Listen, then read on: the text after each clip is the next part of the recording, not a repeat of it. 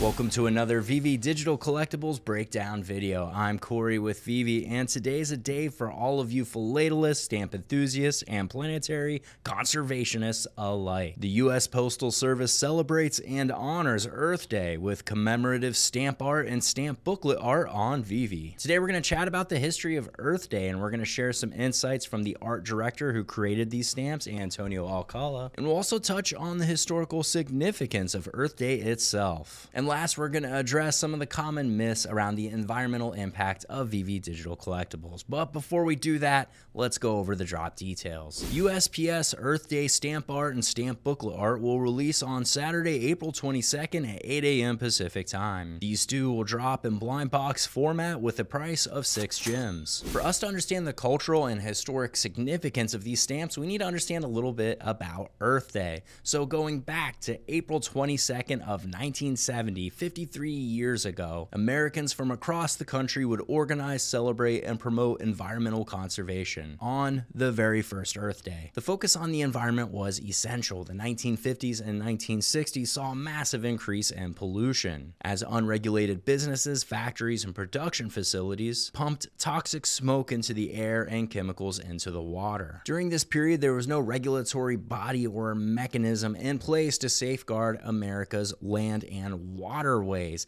and an event would occur in 1969 that would put the environment squarely into focus. An oil spill off the coast of Santa Barbara would dump an estimated 100,000 barrels worth of oil into the ocean, killing thousands of animals. Oil could be spotted on the coastlines from Pismo Beach to San Diego, a stretch of land separated by roughly 300 miles. A U.S. Senator by the name of Gaylord Nelson, who was a staunch advocate for the environment and conservationist, would decide to act. He'd inspire people to organize teach-ins at universities, schools, and community centers around the world and told people to raise their voices. The day chosen for this nationwide effort was April 22nd, and that first Earth Day opened with a roar as 20 million Americans across the country raised their voice in unison. Immutable, the U.S. government had no choice but to act. The government quickly established the Environmental Protection Agency. The EPA would be tasked with enforcing newly created environmental regulations that would safeguard not just people, but the planet itself. And that brings us full circle back to today's stamp art and stamp booklet art. You know the history of the day.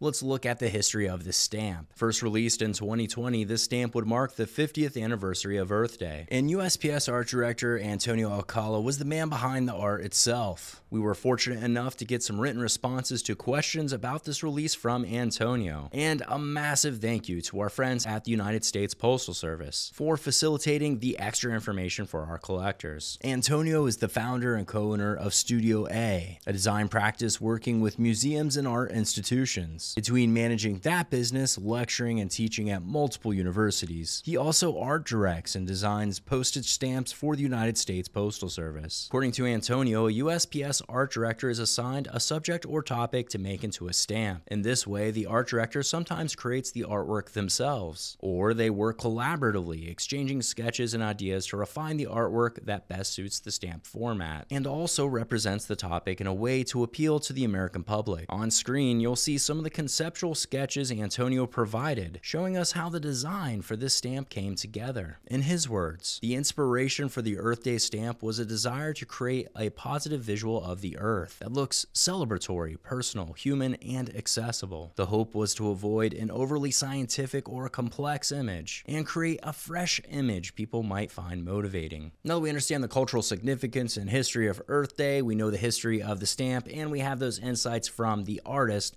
let's take a closer look at the two collectibles releasing, the editions being minted, and the rarities. First, we have the Earth Day individual stamp art coming in as a rare, minting 5,555 editions. Antonio explained in a written response that he was pleasantly surprised when this artwork was embraced by USPS right from the start, and that it was a thrill to create art that represents such an important event. And it's really interesting to see how this stamp came together, especially with the context of the concept art behind it. it. Next, the Earth Day booklet art is coming in as a secret rare and minting 555 editions. As a collector of stamps myself, I always enjoy a booklet, as they tend to have a huge amount of presence and displayability. This is more so when it's a subject I care about, like environmentalism. Before we wrap this breakdown video, it's important to note that here at VeVe we take environmental concerns very seriously. The very concept of digital art and toys means no manufacturing, no plastics, no shipping, no logistics, no storefronts, and no landfill waste. For more information regarding VeVe's commitment to 100% carbon neutrality, check the description below for a full breakdown article. And with that, best of luck if you decide to go for these. Until the next breakdown video,